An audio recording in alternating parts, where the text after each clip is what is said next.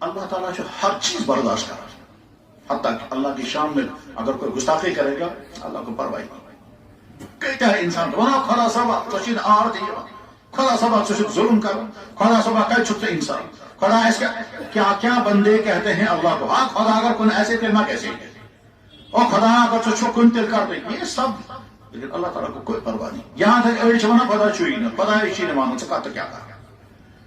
وہ روس میں وہ تھا ایک صدر، روس رشیا جب تھا نا سوویت یونین تو وہاں کمیونسٹوں کی حکومت تھی.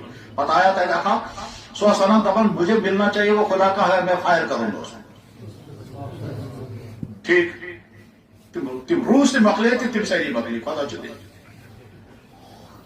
اس نے کئی کروڑ انسان مارے ہیں. سٹالن اس کا نام تھا، سٹالن.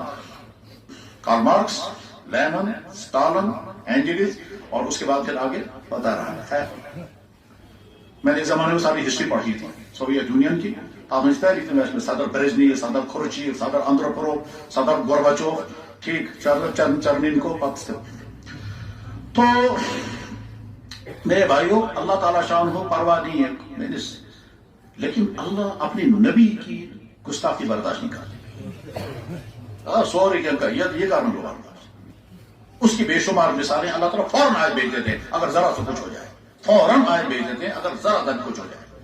لیکن ایمان بول کہتے کرے خط نبی سبھی گستاخی زمین البتہ الغفلتن ہے کیسے جان بوجھ کر تو ایمان والا نہیں کرے گا، لیکن غفلت میں ہو سکتا ہے ایسا ہو جائے.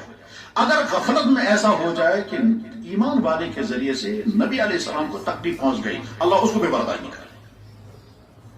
آپ کو انٹینشنلی آپ کو ان انٹینشنلی آپ کو جان بوجھ کر وہ تو ایمان ختم ہو گیا اس کا. انجانے میں نہ چاہتے ہوئے بھی اگر ایمان والے کے ذریعے سے اللہ کے نبی علیہ السلام کی بارگاہ قدس میں نہ چاہتے ہوئے نہ سمجھتے ہوئے غیر شعوری طور پر غیر ارادی طور پر غیر تکلیف پہنچ گئے اللہ اس کو بھی برداشت نہیں کرتے، فوراً حکم آ جاتا.